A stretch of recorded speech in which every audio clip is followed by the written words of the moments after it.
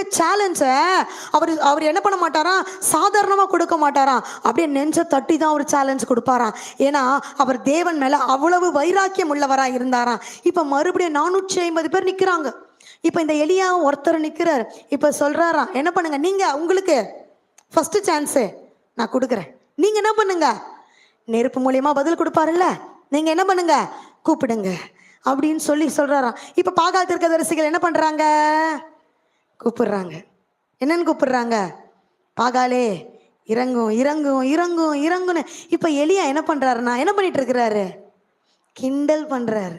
என்ன பண்றாரு, கிண்டல் பண்ணி சிரிச்சிட்டு இருக்கிறாரு. இங்க என்ன பண்ணிட்டு இருக்கிறாருன்னா, கிண்டல் பரியாசம் பண்ணி கொண்டு இருக்கிறார். ஏன்னா எலியாவுக்கு தெரியும், பாகால் அல்ல, என் தெய்வம் தான் நெருப்பு, என் தெய்வம் தான் அக்கினி என்பது இங்க எலியா அறிஞ்சிருக்கிறாரு. ஆனா பாகால் தீர்க்கதரிசிகளுக்கு அவங்க ஒரு மூட நம்பிக்கையில இருக்கிறாங்க. பாகால் தான் அக்கினி, பாகால் தான் தண்ணி மூலியமா பதில் கொடுக்குன்னு சொல்லி. ஆனா இப்ப எலியாவுடைய டர்ன் வருது. இப்ப எலியா என்ன பண்றாரு, நீங்க வீட்டுல போய் வாசித்து பாருங்கள். எலியா என்ன பண்றாரு, இப்ப ஒரே ஒரு வசனம் மட்டும்தான், அதை மட்டும் வாசிங்களா. ரொம்பலாம் லென்த்தாலாம் என்ன பண்ணல, இங்க பேசல, வாசிங்க. கர்த்தாவே, நீர் என் தேவனாகிய கர்த்தர் என்றும் தேவரீர் தங்கள் இருதயத்தை மறுபடியும் திருப்பினீர் என்றும் இந்த ஜனங்கள் அறியும்படி. இந்த ஜனங்கள் நல்லா நோட் பண்ணுங்க. ஏன்னா இவங்க எதுக்கு அறியணும்னா, இவங்க நினைக்கிறாங்க பாகால் தான் நெருப்பு தேவன் சொல்லி. ஆனா நீங்க அப்படி கிடையாது, நீங்க தான் நெருப்பின் தெய்வம் சொல்லிட்டு இவங்களுக்கு என்ன பண்ணணும், நீங்க இவங்க அறிஞ்சுக்கணும், இவங்களுடைய தெய்வம் தெய்வம் அல்ல என்பதை இவர்கள் அறிந்து கொள்ள வேண்டும் என்று சொல்லி, அதே அக்னியினால நீங்க இவங்களுக்கு பதில் கொடுக்க வேண்டும் என்று சொல்லி இப்போ எலியா கூப்பிடுறார். நான் சொல்ற காரியம் புரிகிறதா? இவங்களுடைய நம்பிக்கை அது வீண்.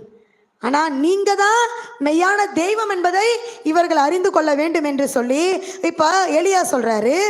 அப்பொழுது கர்த்தரிடத்தில் இருந்து அக்கினி இறங்கி அந்த சர்வாங்கன தகன பலியையும் விறகுகளையும் கற்களையும் மண்ணையும் பட்சித்து வாய்க்காலில் இருந்த தண்ணீரையும் நக்கி போட்டது.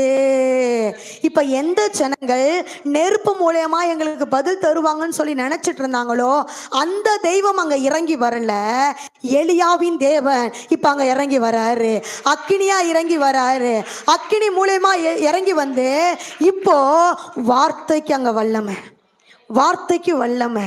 இங்க வார்த்தைய யார் சொல்றது, எலியா வார்த்தையின் மூலமா ஜெபிக்கிறாரு. வார்த்தையில கர்த்தருடைய வல்லமை என்ன ஆகுது, வெளிப்படுது.